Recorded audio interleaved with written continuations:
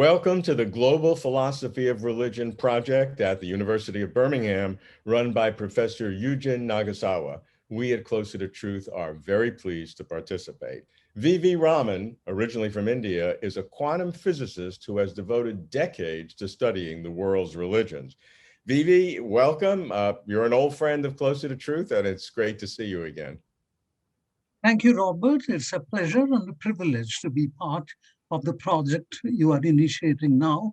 And it's probably a continuation of the previous project. And it's so relevant and worthwhile in today's world. Well, we look forward to our conversation. I want to talk first about your book, The Ubiquitous God, and then drill down on specific questions regarding the existence and nature of God in world religions. So let's start with The Ubiquitous God, which describes, as you call it, the prevalence and importance of God in human culture globally. And you basically argue for the veracity of your subtitle, which is God Everywhere in Human Culture. What are your arguments? Well, I found in the course of the years, decades, I have been interested in these matters, and as a human being, actually, that no matter what field of human activity, intellectual, cultural, philosophical, that you look into, all the way from religion, of course, to music and literature and art and even science, the idea of God, the notion of God, the word God permeates everywhere.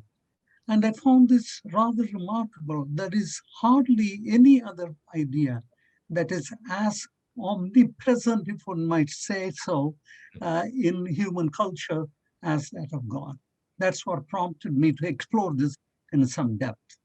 And as you've looked at the various religions, obviously you come from an Indian tradition, a Hindu, but you've explored all of the world's major religions and many of the so-called minor religions as well. Do you see, how would you compare and contrast the prevalence of God in these different traditions? Well, rather than compare and contrast, I would say how I came to the conclusion or my explanation of this. And it is as follows. I feel that we become aware, and it's no secret, that we become aware of the world through our sensory perceptions. Mm. But the sensory perceptions do two things. One, they inform us about what is going on in the world. And that is how we see things, we hear things, we touch things, and so on. But aside from providing us with information, it also gives us experience. We enjoy music. We uh, enjoy the fragrance of flowers. We enjoy the glorious sunset. In other words, the sensory perceptions have two very different and equally important impacts on the human body, human brain, human awareness. One is epistemic, leading us to knowledge. The other is experiential. Mm. And I have come to conclude or to think that God and many other aspects of our lives belong to the experiential dimension, Mm. which is as important as the epistemic, where we use pure logic and rationality. Mm. Well, some would claim that the prevalence of God throughout human culture, which I don't think can be denied, is shall we say, a pre-scientific or a kind of an ancient way of thinking that has been, if not totally subsumed, at least overwhelmed by the epistemic. But you're arguing that there's still an experiential piece that the scientific or the knowledge part can never change.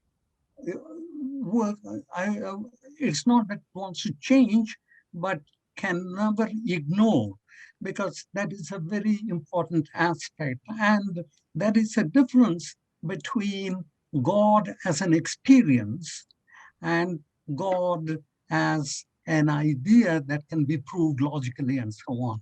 It's no doubt, right from the ancient days of ancient Greek philosophers and Hindu philosophers, there have many who have challenged the idea of God, certainly in the way it was conceived in their cultures.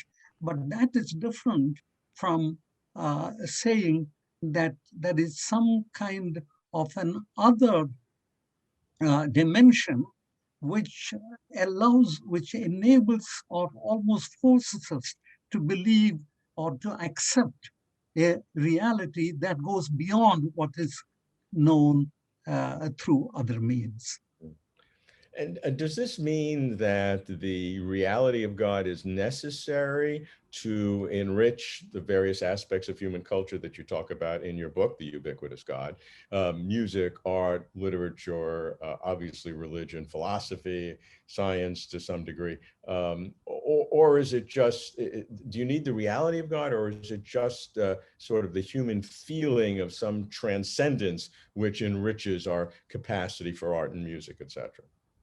And that's precisely what I'm trying to say, that there is a difference between God in the traditional historical religious sense and God in a transcendent sense of, as you said, feeling something beyond the physical material world.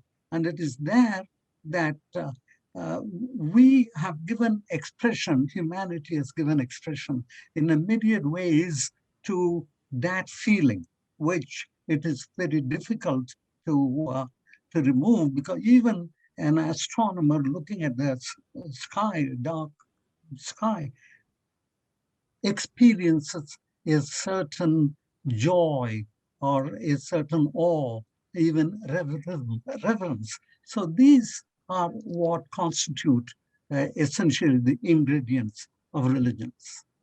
You know, I've always wanted to ask you this, and I didn't in our prior interviews, that you come at the study of religion not as a philosopher of religion in terms of your original training, but as a quantum physicist. You were chairman of the physics department at the Rochester Institute of Technology for many years. So how has that background as a scientist affected your approach to the study of religion?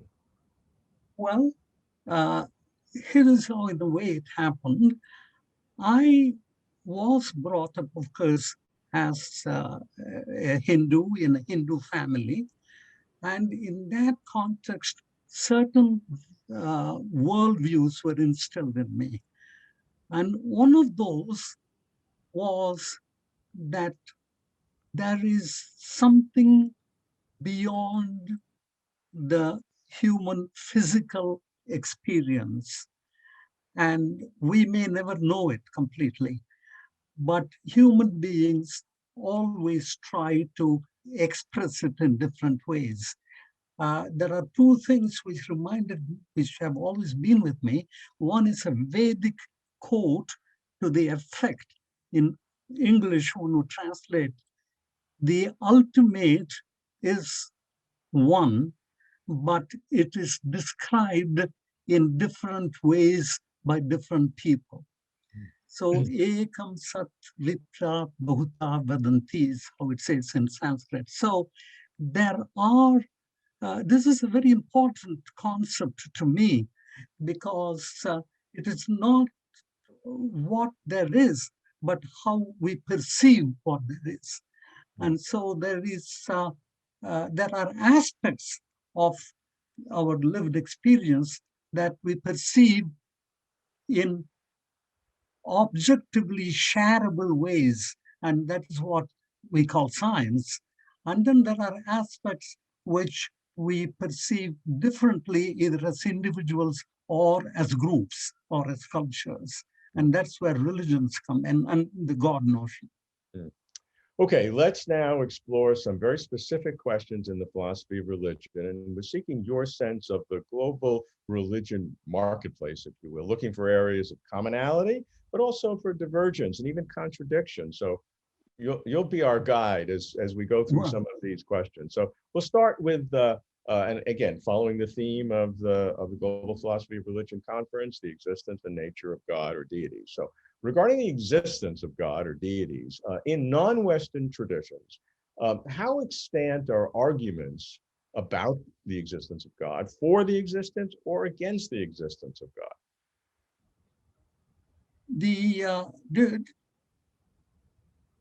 Let me first modify this statement. Did you say non-Western religions? I didn't hear that. Yes.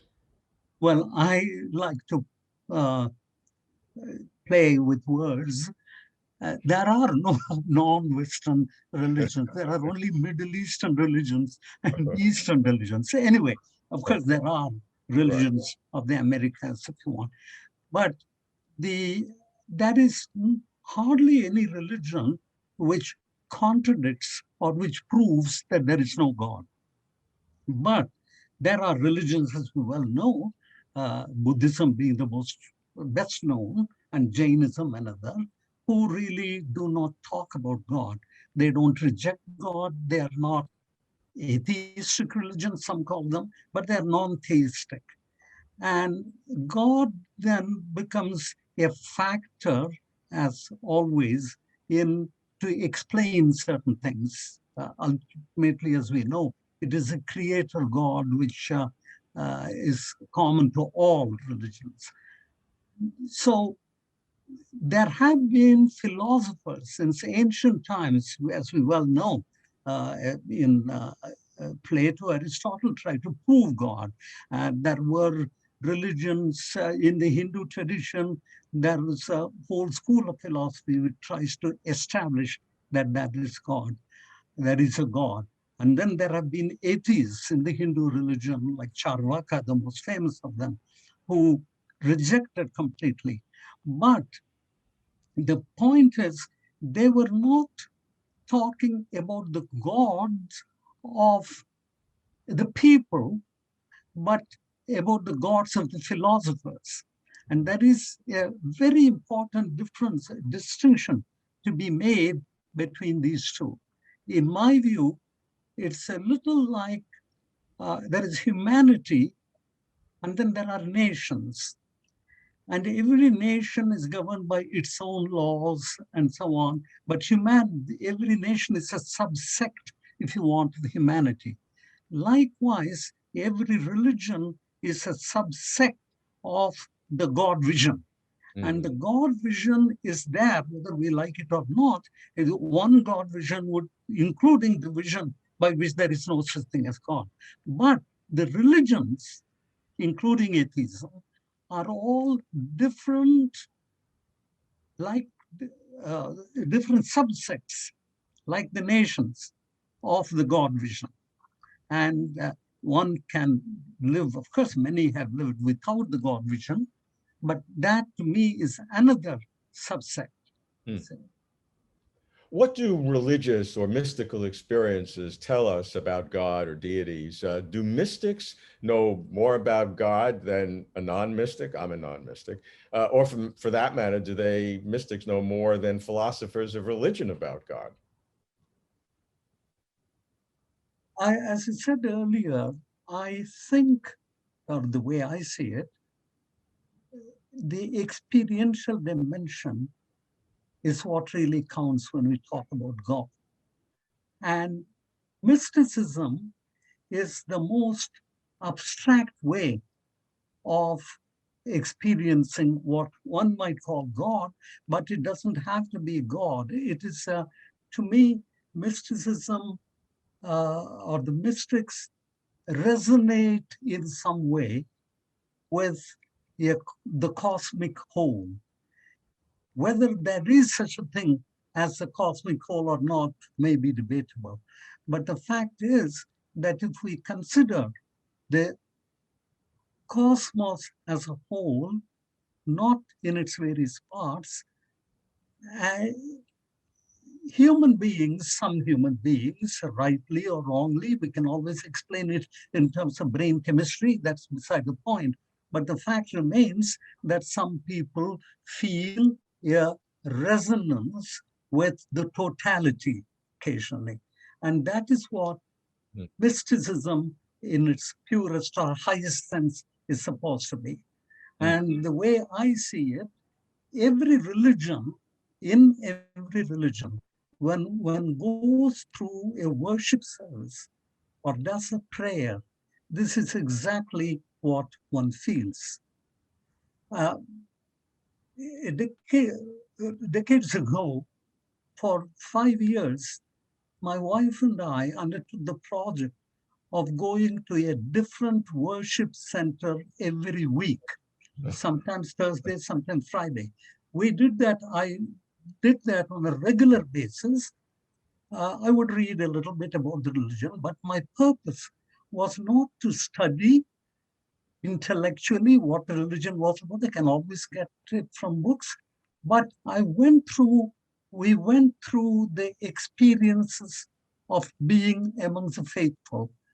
And it gave yeah, an extraordinary feeling of oneness in somehow or other.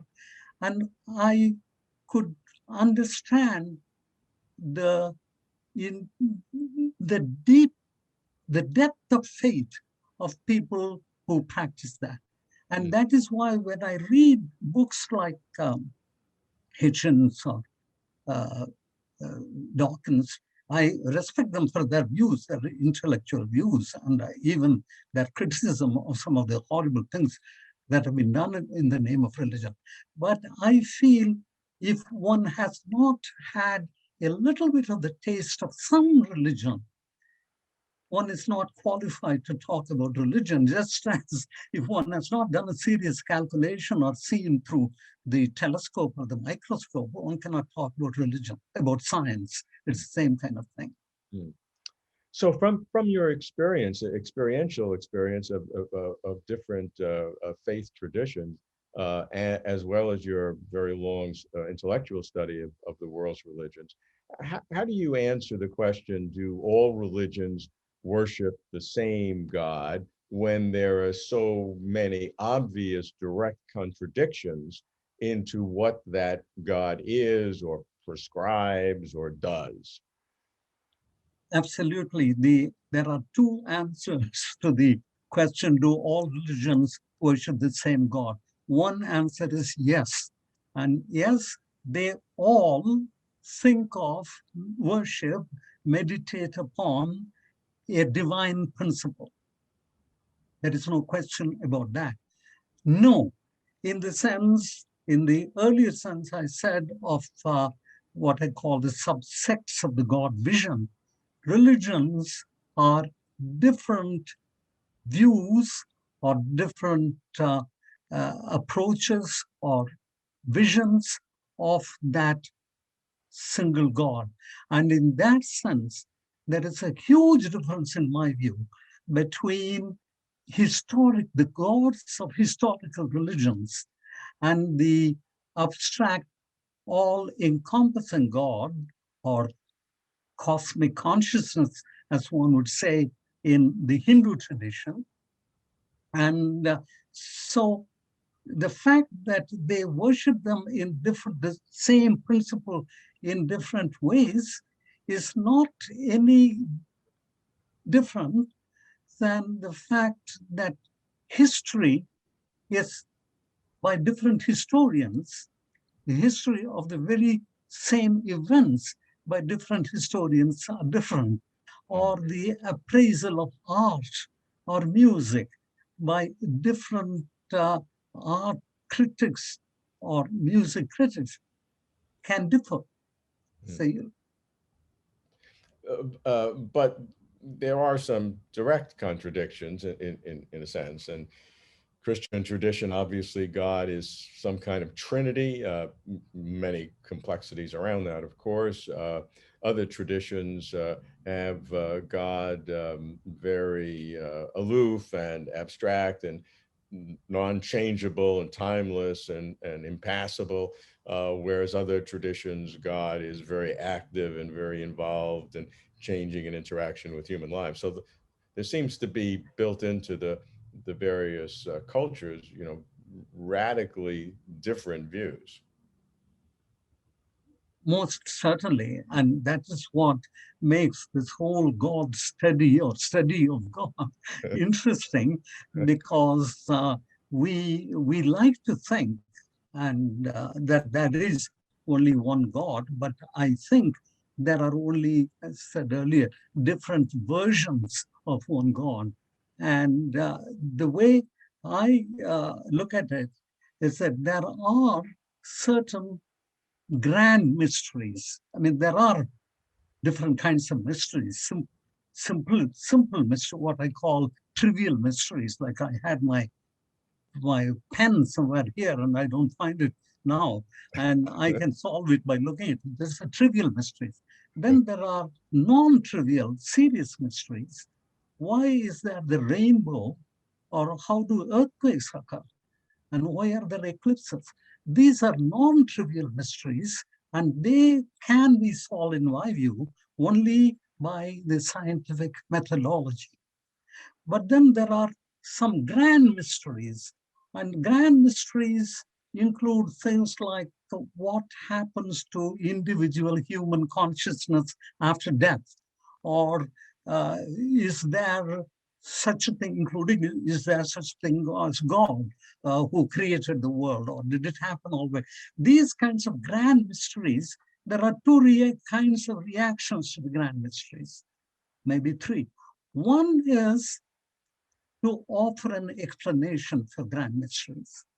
And any framework that offers a framework for grand mysteries constitutes a religion. Every religion gives its explanations, interpretations of grand mysteries. The other reaction is to simply reflect on them and say, my mind is too finite and small to understand the grand mysteries. Just contemplate on them and in awe and humility and reverence, and say, I can't go beyond that. To me, that is what constitutes a spiritual experience. Of course, the third is to say, oh, it's all nonsense. I won't waste my time about it. No, that's an equally valid, but we human beings do respond in these three principal ways.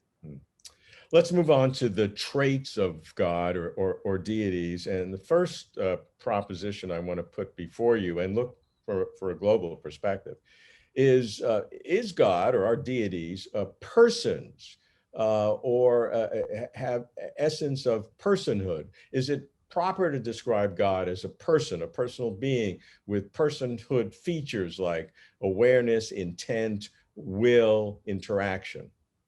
And how do the different traditions deal with that question?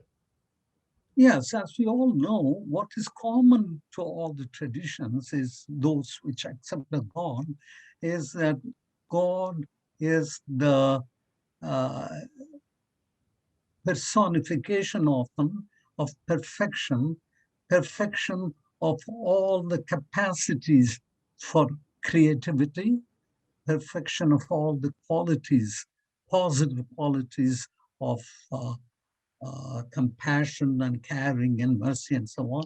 So those kinds of things. But, and there most religions concur, even though they give them different names, this idea of perfection is there.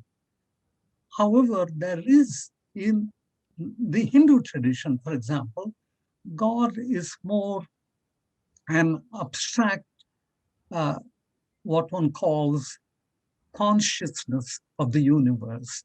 The universe is not an indifferent matter energy in space-time where human beings have come about as a glitch, but that there is a complete awareness of the universe by the universe, and that is what, as you may know, one calls Brahman, a cosmic consciousness.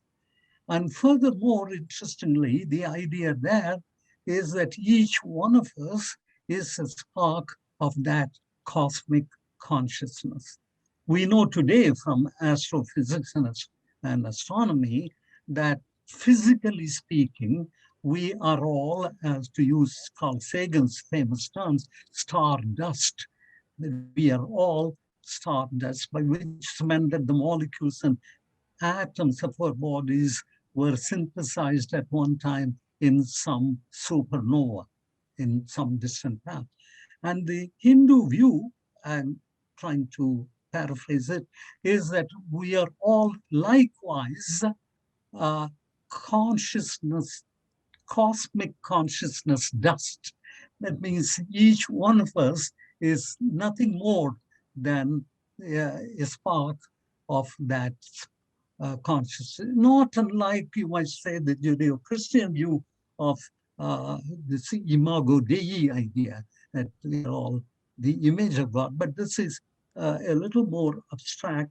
That is, this consciousness that you and I feel is simply individualization of the cosmic one.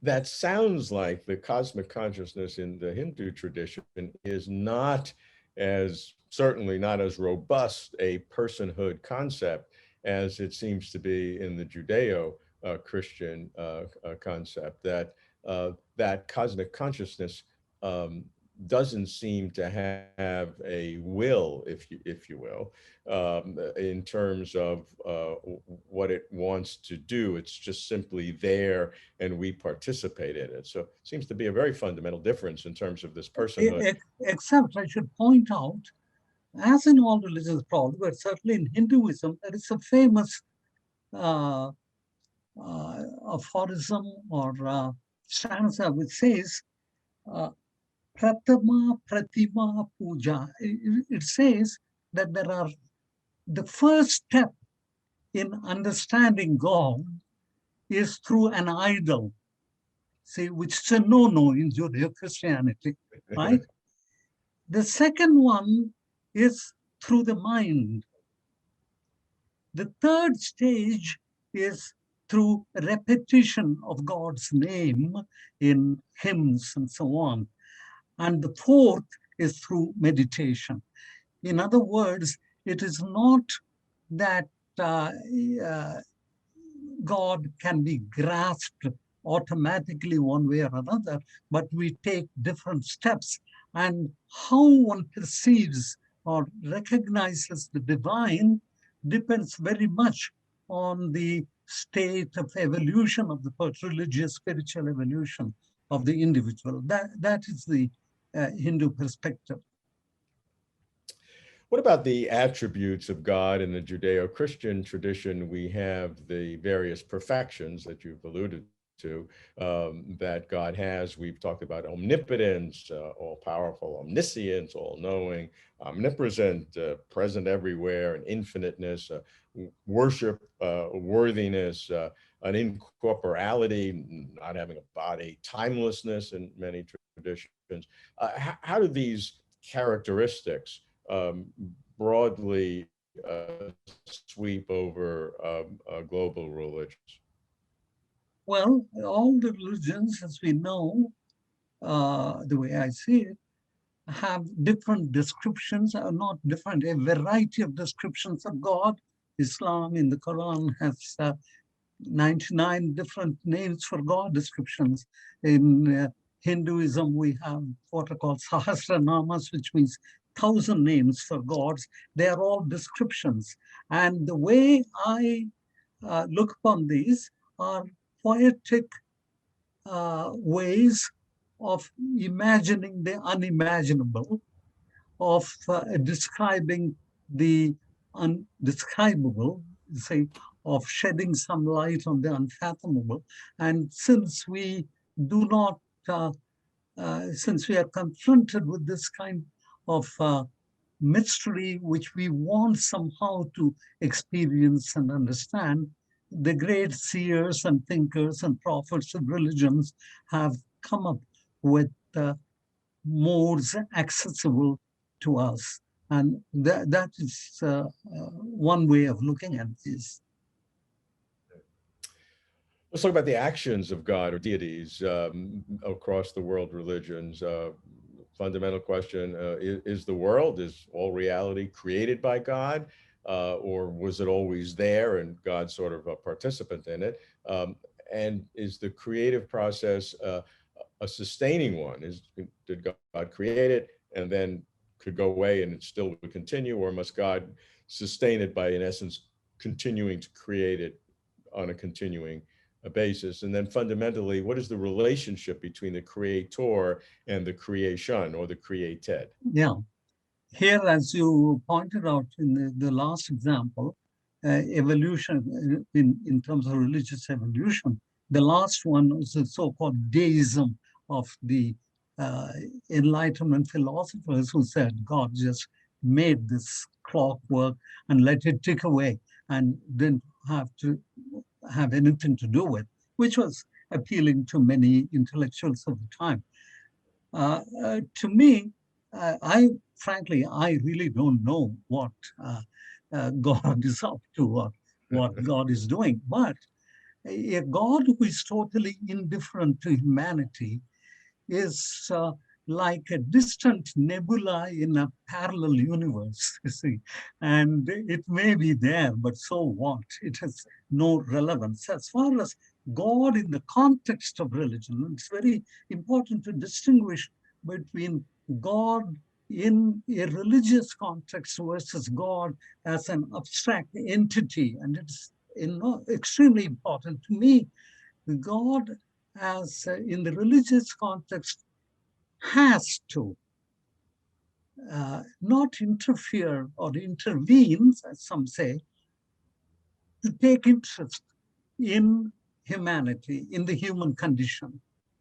And if that were not the case, there is no need for what Laplace once called the God hypothesis.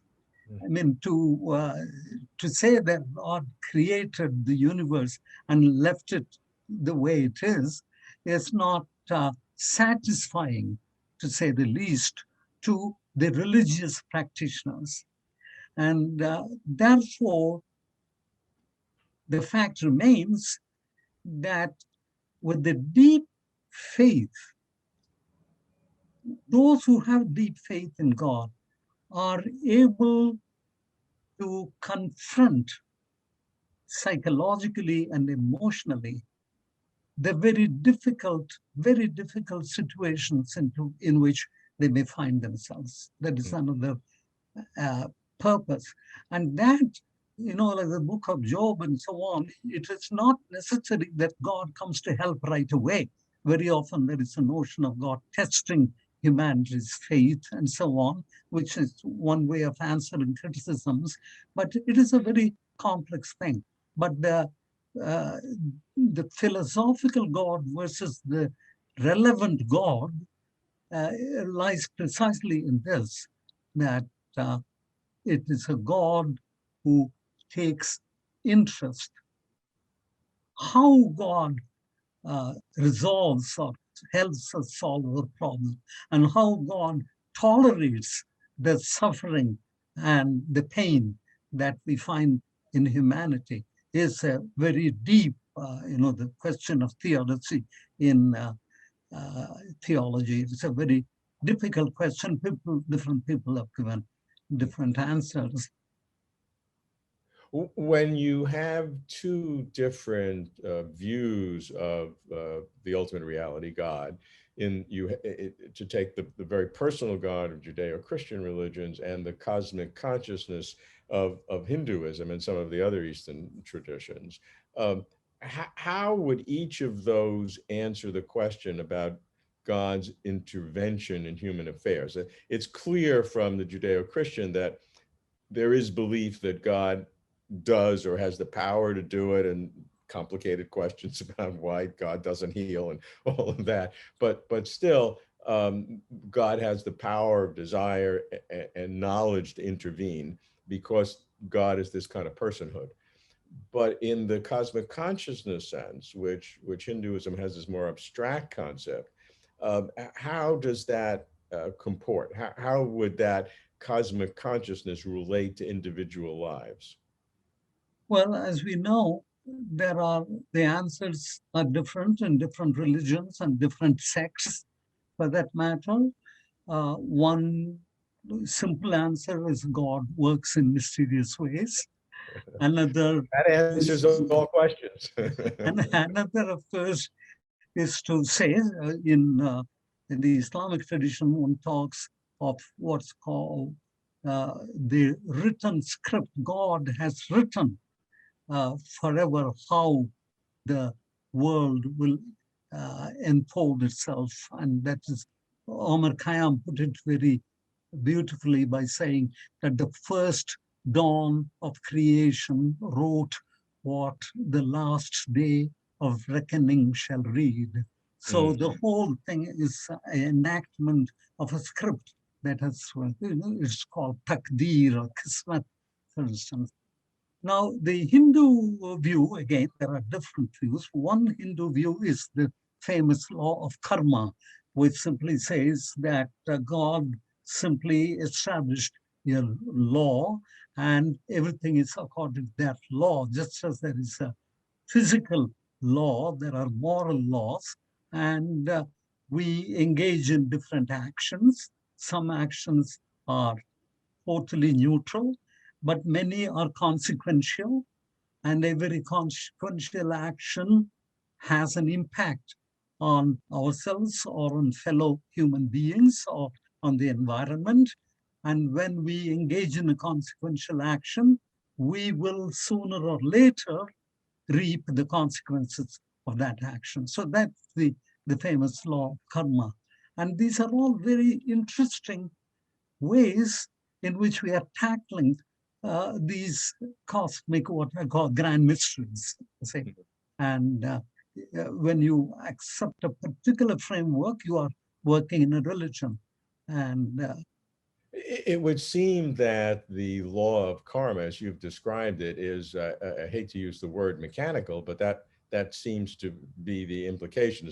A moral situation is set up that the cosmic consciousness did, and then it's sort of automatic because the rules are there. We don't know the rules, but the complicated rules, and whatever you do, it's a black box. The input goes in and the output comes out. Whereas in the personhood approach to God, God is, shall we say, even though there are moral laws that you would follow, but God is sort of involved in the process of determining in each case exactly how it should be. Whereas in karma, it seems to be. yeah, absolutely. That is my distinction. It is, to me, it strikes me as a nice blending of determinism and free will, Oh. because our present condition has been determined by our past actions. We can't change that. But we have the free will, if that's, you may use that word, to change is in the future. So it is a blending of the two is what the law of karma is. This doesn't mean that there are no uh, other deeper logical inconsistencies. Some have pointed out about that, about what happened to the very first human beings, or how was their karma determined. One can always probe into these. I remember someone saying he believed in reincarnation, which is absolutely essential for the law of karma. Uh, the answer was, I did believe in reincarnation in my last birth, not in this one. So those are trivial ways of getting around. But again, we come back to the idea that these are very difficult questions confronting the human mind.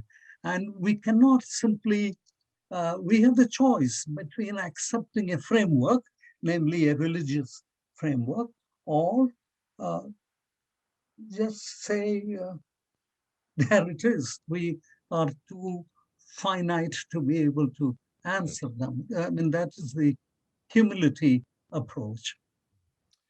Let's discuss the relationship between metaphysics and religion and God with the kinds of abstract questions, but questions that get down to the most general features of reality. And so, if we ask the question, what is ultimate reality? What constitutes the deepest bedrock of existence? How would the different religious traditions answer that? Well, again, all your questions are very difficult and age-old in a sense. And as far as reality is concerned, the way I view it, uh, every aspect of the reality we are familiar with is a result of our sense perceptions. And there is only what I call perceived reality. And the perceived reality has, uh, we well know, and a counterpart in the physical world, which is not exactly how we perceive it. There are no colors in the universe. There are only electromagnetic waves of different wavelengths and frequencies, as we know. And there are, of course, waves which we don't perceive. So the reality in the physical sense, and I'm not even meaning in the Kantian sense of a noumenon, say, and phenomenon, but simply this reality that physics talks about knows very well that it is different from the perceived reality. But at the same time, we know that this perception is on what we will call an intangible canvas of consciousness. It is everything we perceive and take to be real is actually a mapping in the human consciousness of aspects of what may well be external physical reality. Now, from that point of view, Hmm. you can consider an aspect or aspects of those reality which go beyond what we perceive. And our perceptions are definitely governed or restricted by many of our own uh, capacities and incapacities. And ultimate reality will refer theoretically to every aspect of the reality that go far beyond the sensorially perceived reality. And this becomes more a matter of speculation, if you like, or extension of what we know. Then there is no proof in that sense of absolute reality, but it seems more normal, more reasonable to think of reality extending beyond what the human senses perceive. Sure. If we look at the different religious traditions, I think there are two general categories we can think of. One is that God is the ultimate reality and is the totality of ultimate reality, and that everything else is sort of the expression of God. Another view is that God created the other realities beyond God, and that creation has become an ultimate reality also. So that in essence, there are two kinds of ultimate realities at the ultimate level because of what God did. So it's a very different way of thinking about ultimate reality in terms of what that created essence is. Absolutely. And that is why the notion of ultimate reality is itself in some ways bounded because it is only, uh, it is another mode of perception, in extension or an extrapolation of perceived reality. And that's where the capacity of the human mind uh, comes in. It creates realities of its own kind, and perhaps the what we call ultimate reality is another extension like God, and understandably it is related to the notion of God. It gives us the at least theoretically a dimension of reality. Another way to ask the question is, and it's a favorite one of Closer to Truth, is what exists? And by that we mean, what are the fundamental, non-reducible categories of all reality?